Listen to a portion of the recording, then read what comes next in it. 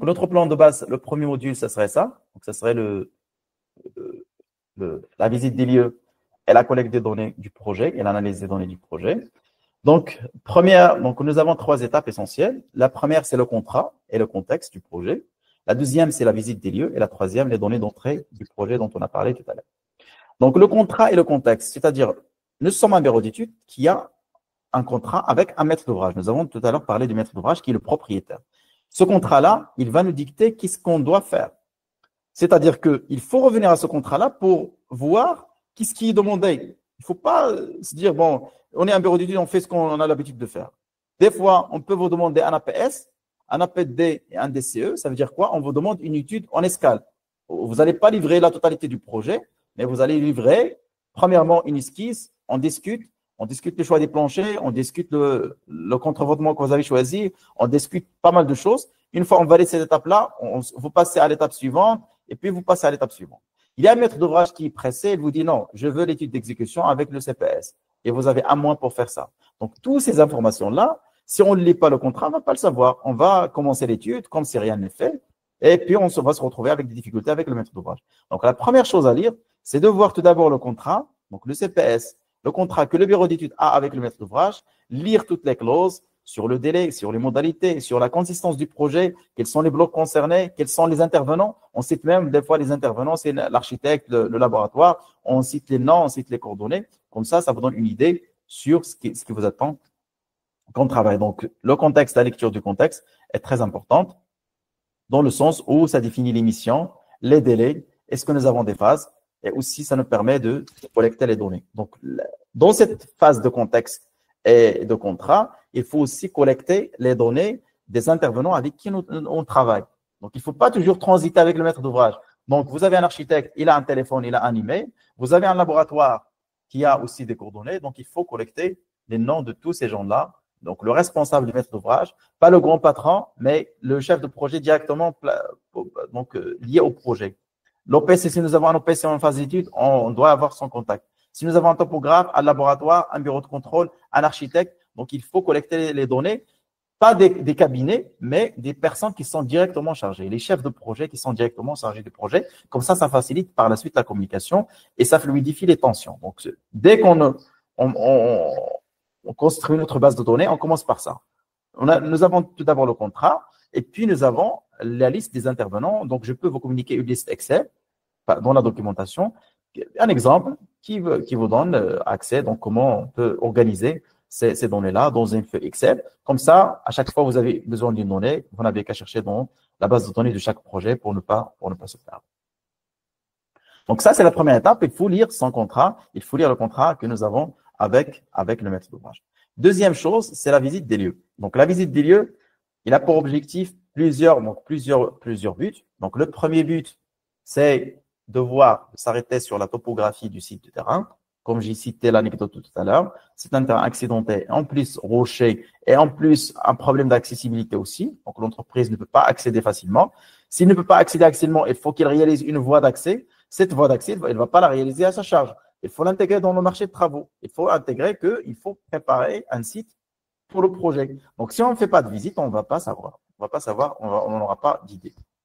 La mitoyenneté, on peut avoir des projets qui sont au milieu urbain. Vous avez des anciens bâtiments qui datent des années 70. Donc, lorsqu'on veut creuser, dans notre projet, nous avons des sous-sols. Donc, il faut dès maintenant, penser à des solutions pour soutenir les bâtiments qui sont adjacents, pour éviter la détérioration ou bien la dégradation des bâtiments adjacents à notre site. Donc, dès maintenant, je commence à réfléchir, j'ai même pas reçu les plans d'architecte, mais je commence à réfléchir déjà à mon projet, je commence déjà à me projeter dans la réalisation du projet. Deuxièmement, si j'ai des constructions existantes. Donc, si ces constructions-là, elles vont être maintenues, comment elles seront maintenues, leur état, à l'intérieur, c'est-à-dire à l'intérieur du parcelle de mon projet, il se peut que j'ai des constructions existantes et que mon projet sera une extension du projet déjà qui existe. Sinon, est-ce qu'on va les démolir? Si on va les démolir, quels sont les matériaux? Parce que c'est important, lorsque je vais engager une entreprise, je dois lui dire qu'il a des logements à démolir. Donc, dans le premier article que je vais mettre dans le CPS de l'entreprise, c'est qu'il y a de la démolition. Mais dans cette démolition-là, je ne vais même pas démolir tout ce qui est sur le site du projet, mais démolir ce bâtiment-là. Vous avez la surface, c'est vrai, c'est un article au forfait, mais dans la description de l'article, je dois mettre toutes les informations qui sont pertinentes, qui permettent à l'entreprise de mieux apprécier la valeur ou bien donc la charge qu'il doit mettre en place pour réaliser cette mission. Quatrième élément, c'est l'accessibilité au site. Donc, si votre site n'est pas accessible, donc si je pense à une variante précontrainte ou bien à une variante préfabriquée, est-ce que les engins qui vont transporter ces éléments-là, est-ce qu'ils peuvent accéder au site? Si ce n'est pas possible, alors il est inutile de penser à une variante, par exemple, préfabriquée. Lorsque je fais la conception, je vais dire, par exemple, je vais utiliser les planchers alvéolés. C'est simple, c'est facile. Mais est-ce que, lorsque je fais le transport, est-ce que mon site permet très bien aux engins d'accéder facilement au site ou bien je dois changer à une variante beaucoup plus qu'on peut réaliser directement sur chantier à partir des matières d'œuvre ou bien à partir des matières premières. Donc ça, c'est aussi très important à y réfléchir. Les passages des réseaux sur site. Si vous avez un réseau d'assainissement qui traverse la parcelle, si vous avez une ligne électrique haute tension, si vous avez un réseau souterrain, un réseau d'assainissement, donc tout ça, il faut le savoir dès maintenant. Parce que des fois, on termine l'étude, on vient à l'exécution, hop, on a un problème de site, un problème de passage. Pour contourner ou bien dévier ce réseau, c'est toute une procédure.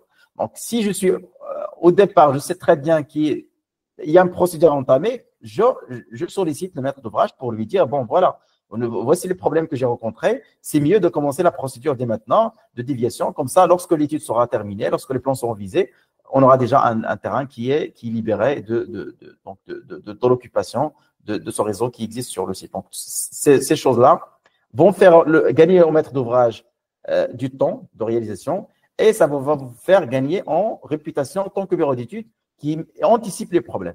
Et c'est ce qui différencie beaucoup plus les bureaux d'études et les professionnels de façon générale. C'est-à-dire ils ont la capacité de se projeter dans le futur, d'anticiper des problèmes et de solliciter la résolution en amont. Malheureusement, aujourd'hui, on est tous dans le réactif. On attend toujours l'alarme, on attend toujours que le téléphone sonne avant de réagir. Mais ce qui fait vraiment la différence dans le monde professionnel, c'est cette capacité à aller au-delà du site. C'est simple, nous avons un réseau, il faut le dévier. Pour le dévier, il faut consulter le concessionnaire. Pour le consulter, c'est le maître d'ouvrage, c'est toute une procédure qu'il faut faire. Donc, c'est le moment de l'entamer avant que ce soit trop tard lorsqu'on commence les travaux. Point de raccordement réseau public, c'est surtout pour l'assainissement. Donc, lorsqu'on fait l'étude de structure, on a un réseau de soudalage qui doit être réalisé avec le lot structure. C'est-à-dire, nous avons des regards, nous avons des conduites d'assainissement qui doivent être réalisées au moment de la réalisation de la structure. Donc, ça fait partie de l'étude de structure. Mais l'orientation du réseau de soudalage doit être orientée vers le réseau public. Et pour avoir une idée sur le réseau public, il faut savoir là où il est raccordé pour bien caler son réseau pour qu'il soit orienté vers le bon sens. Sinon, on va faire sortir les conduites et puis après, on va chercher comment on va les drainer vers le réseau public. Donc, c'est très important d'avoir aussi cette information-là qui va nous permettre de bien orienter le réseau soudalage à l'intérieur de nos bâtiments. Et il a une astuce aussi, en dernier lieu, une astuce qui nous permet de voir le terrain sur lequel on va construire. Donc, si vous avez des projets en cours à côté du site sur lequel vous avez votre projet, donc s'ils sont en cours, vous pouvez les consulter. Donc, amicalement, vous allez voir, j'aurai présente le bureau d'études, il faut se présenter. J'aimerais bien faire un petit tour dans votre site, si ça vous permet. Je vais contacter le maître d'ouvrage ou bien je vais contacter le chef de projet entreprise pour avoir une idée sur le terrain. Si ces gens-là, ils ont déjà commencé, ils ont déjà fait un travail, ils ont déjà vu du problème du site, le sol, s'il y a un problème, est-ce que vous avez une nappe phréatique, est-ce que vous avez du rocher, la nature du sol, tout ça, c'est des informations gratuites que vous pouvez facilement collecter si vous faites la visite des lieux. Donc, vous pouvez aller vers ces gens-là ou bien consulter des fois l'agent de sécurité, une petite discussion sur un tasse de thé. Vous pouvez collecter énormément d'informations sur le site, sur toutes les difficultés qu'ils ont rencontrées, donc vos voisins, lorsqu'ils ont construit. Ça vous permet à vous d'être outillé pour juger l'étude de laboratoire et de juger l'étude topographique. Donc, si vous avez fait la visite des lieux, vous êtes bien outillé pour juger la pertinence de la documentation qui est fournie par les autres intervenants. Donc, vous avez l'information, vous avez fait la visite du site, donc, et vous avez suffisamment de recul par rapport au site. Donc, comme recommandation, établir un rapport de visite avec des photos et des schémas utiles, c'est très important. Il ne se fait pas de faire une visite après, on a mis. Donc, de préférence, avoir déjà un rapport de visite du site. C'est simple. Des photos avec des commentaires. C'est très simple. Alors, la date du lieu, j'ai effectué une visite, la date, qui a fait la visite, le rapport. S'il y a des problèmes, je fais une synthèse et j'envoie ce rapport-là au maître d'ouvrage pour qu'il prenne les dispositions nécessaires s'il y a des choses à régler avec les administrations, s'il y a des choses à rectifier. Donc, c'est le moment donc de dresser ces choses-là au bon moment, avant même de commencer quoi que ce soit. En cas de non-possibilité, utilisez maintenant Maps, Google Earth, donc pour avoir une idée sur la parcelle, sur l'emplacement aussi. Et comme j'ai dit tout à l'heure, il faut toujours demander aux gens qui sont sur site de faire des photos, de leur donner une liste des choses qu'ils doivent vérifier. Comme ça, vous avez presque le même effet que si vous avez fait vous-même la visite du site du projet. Donc, c'est très important et je trouve que pas mal de problèmes, énormément de problèmes peuvent être évités si on fait cette visite du site du projet pour bien cerner les données d'entrée et le contexte de notre projet. Donc, le dernier élément de cette phase de données d'entrée, c'est de cette phase collecte des données. Donc, c'est la collecte des données d'entrée. Nous avons plusieurs données, je les citées tout à l'heure. Donc, premièrement, nous avons le levé topographique du site, nous avons le rapport géotechnique, nous avons les plans d'architecte, la notice de sécurité incendie et le cahier de charge du maître d'ouvrage. Donc, commençons par le levé topographique. Donc, le levé topographique, donc, c'est le topographe qui se déplace. Normalement, il doit se déplacer. Pourquoi j'insiste sur cette phrase-là? Parce que aujourd'hui, nous avons des pseudo-topographes qui utilisent Maps ou bien qui utilisent des logiciels qui sont utilisés dans les disciplines de l'hydrologie pour faire donc le dessin des bassins versants et tout ça. Utilisent Google Maps, utilisent Google Earth pour vous faire un levé. Elle collecte 3 points, 4 points, elle rattache, puis il vous donne un pseudo-levé topographique. Et ça, c'est vraiment du n'importe quoi. Donc, il faut se déplacer sur le site. Maintenant, avec les stations GPS, on peut très bien placer notre appareil une journée, ça dépend de la taille du terrain. On peut faire le levé du site sans aucun problème. C'est juste la volonté et d'engager des moyens pour le faire qui compte. Donc, c'est un moyen de contrôler. Donc, le levé topographique doit être réalisé par un topographe qui est agréé, qui est sérieux, qui doit nous fournir un travail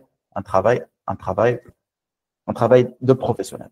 Donc, qu'est-ce qu'il faut contrôler? Maintenant, lorsqu'on nous donne un levé topographique, je ne vais pas le prendre et le considérer et puis je travaille avec. Donc, bien sûr, je dois l'analyser. J'ai déjà fait une visite du site. Je connais un peu, plus ou moins, le site.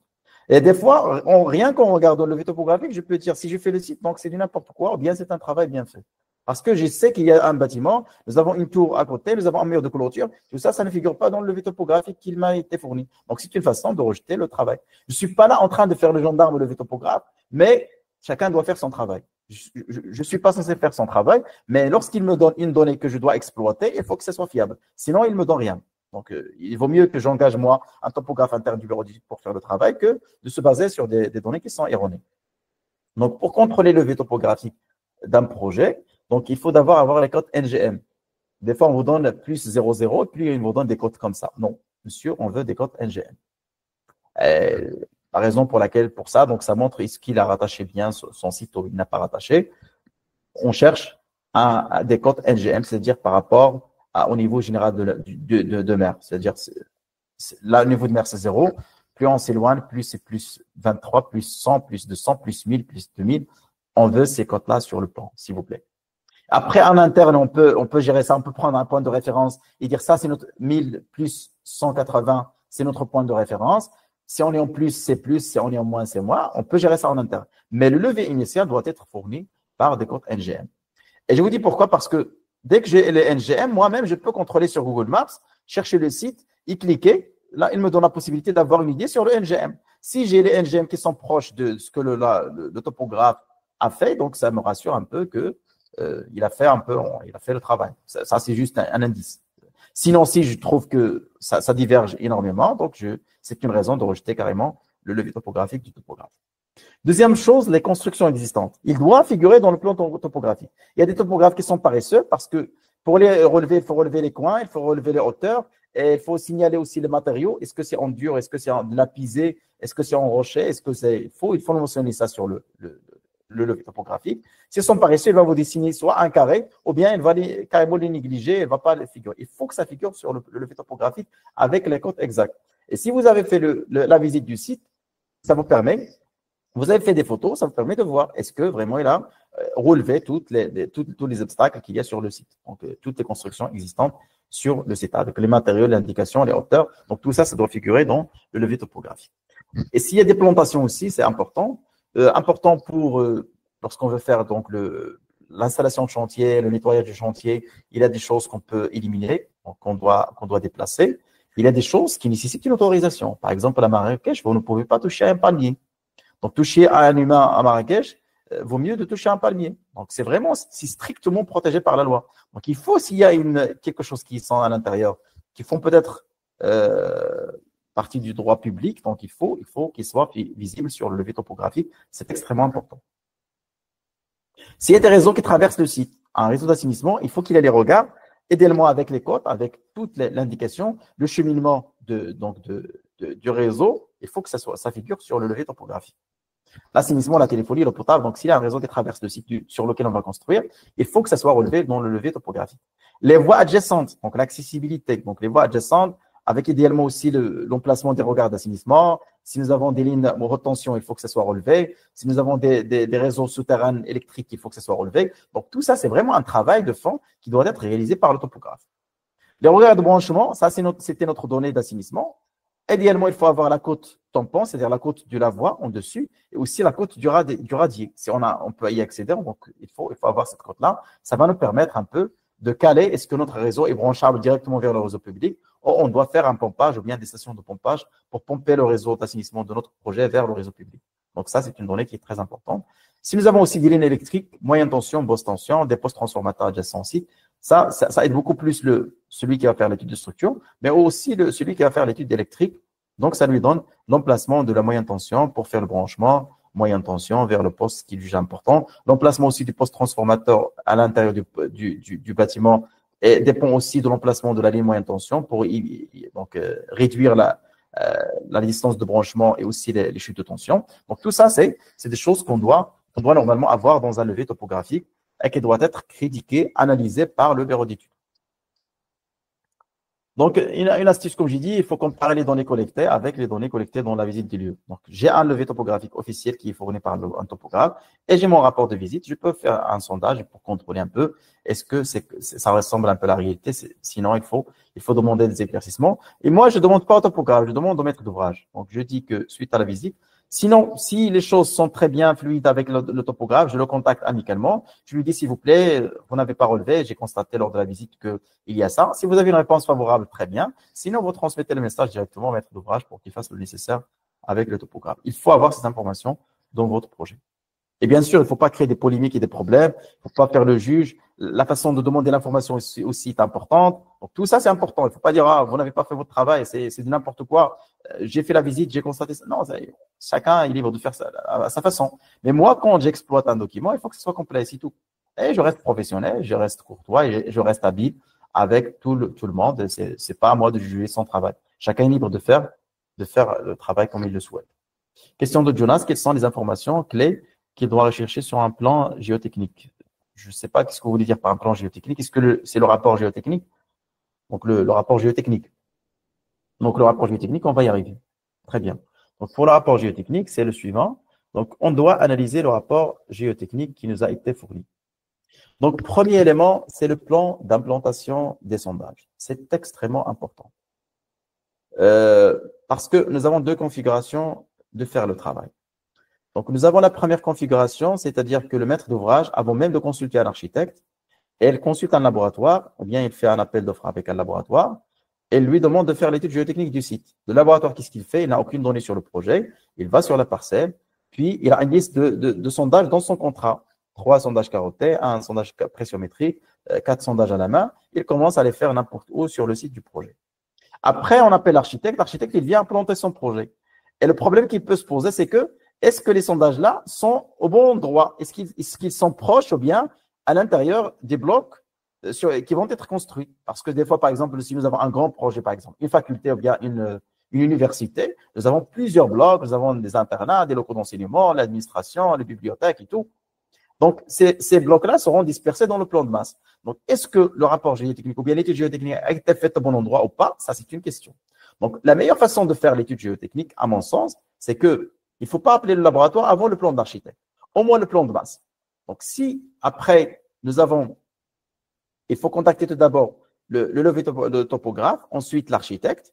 Donc, l'architecte, il va travailler sur le levé topographique pour mettre en place ces bâtiments en fonction des hauteurs NGM que nous avons dit. L'architecte, il va transmettre le plan de masse au bureau d'études. Et le bureau d'études, en fonction des bâtiments qui seront construits, c'est lui qui va définir le cahier de charge du laboratoire. Donc, c'est lui qui va dire, par exemple, ici, nous avons un bâtiment R plus 18. Donc là, il faut faire 3 sondages carottés, ou bien 4 sondages carottés. Il nous faut 3 pressiomètres, il nous faut ça. À ce niveau-là, c'est-à-dire, il prend le plan de masse de l'architecte, il élimine tout, et il se base sur l'emplacement de chaque bâtiment. Ici, nous avons un loge gardien. On ne fait rien ici. C'est un petit bâtiment en simple rez-de-chaussée. Ici, nous avons, par exemple, un amphithéâtre. Ici, nous avons un bloc opératoire. Ici, nous avons, donc, en fonction des blocs et de la taille du bloc, c'est lui qui va commencer à implanter les sondages et les types de sondages qu'il faut implanter. Une fois qu'il termine ce travail-là, c'est maintenant qu'on doit établir le rapport géotechnique avec le contrat avec le géotechnicien sur la base du plan d'implantation établi par le bureau d'études, en plus du nombre et la taille et l'emplacement des sondages que le laboratoire est censé réaliser. Et dans ce cas, on s'assure que le laboratoire a bien fait les sondages au bon endroit qui vont abriter ou bien qui vont recevoir les bâtiments en question. C'est la meilleure façon de s'assurer que le rapport géotechnique pour ne pas se retrouver avec des surprises. Je dis ça, j'ai vécu personnellement lors de la construction de l'ENSA Agadir, donc c'était en 2014. Le géotechnicien, il a fait la manière classique, c'est-à-dire on lui a donné un terrain, il a fait des sondages, et il a relevé un très bon terrain, un ancrage de 1,20 m, c'est ma mémoire est bonne, si je ne dis pas de bêtises, du conglomérat, une contrainte de sol de 2,5 ou bien de 2,6 bar. Après, on a fait l'étude. Donc, le bureau d'études a fait l'étude sur la base de ces données-là. Mais au moment d'exécution, on s'est rendu compte que notre terrain est divisé en 2 parties. Il y a une partie en dur, c'est vrai, c'est du conglomérat, c'est la partie administration et bibliothèque.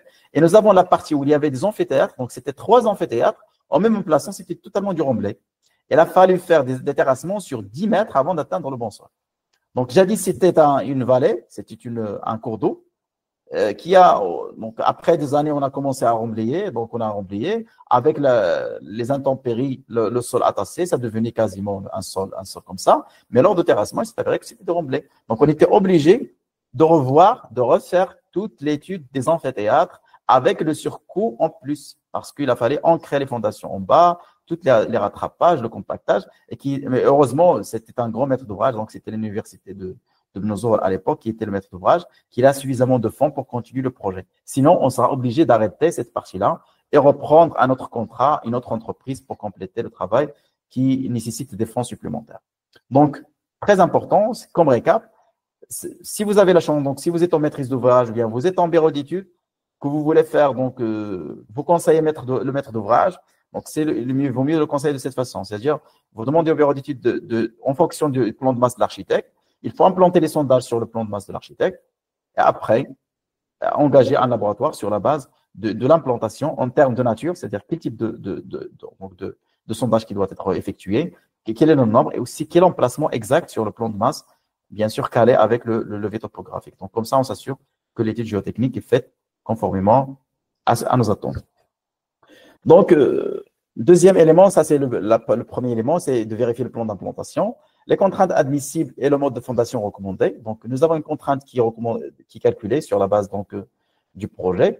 Et là, pour le calcul de la contrainte, on va le voir sur le logiciel robot. Nous avons 2 manières d'estimer la contrainte. Si le laboratoire nous donne une contrainte admissible, c'est-à-dire nous donne une contrainte admissible, généralement, elle est à limite de service. Donc, on prend cette valeur-là et on calcule les fondations avec. Sinon, s'il nous donne les couches du bâtiment avec les si, les phi et les gamma, on peut utiliser la méthode laboratoire. Nous avons la possibilité d'intégrer les différentes couches de notre bâtiment et le logiciel robot recalcule à nouveau la contrainte du site et il va calculer l'ouvrage avec ça. Mais généralement, dans la pratique, si le laboratoire nous donne une contrainte, on travaille avec ça. Je vous dis juste qu'il faut que nous avons en fait 3 méthodes. Soit c'est la méthode directe, on prend la contrainte directement du rapport et on applique pour calculer les fondations. Ou bien nous avons les différentes couches avec les si, les phi, les gamma et donc tous les paramètres de différentes couches de notre sol. Dans ce cas, on peut saisir les couches du sol avec les données géotechniques qui sont fournies par le laboratoire et le robot calcule automatiquement en utilisant la méthode robot. Hicham, c'est en fonction de fascicule 62. Non, c'est la méthode laboratoire. Donc, c'est une seule méthode. Et au niveau de T13.12, c'est la même méthode. Donc, on calcule les coefficients, N, gamma, N, NT. Donc, nous avons 3 coefficients à calculer en fonction du paramètre de sol. Donc, c'est en fonction du DTU. DTU 13.12. Donc, c'est DTU 13.12. Donc, c'est toujours par rapport à DTE 13.12.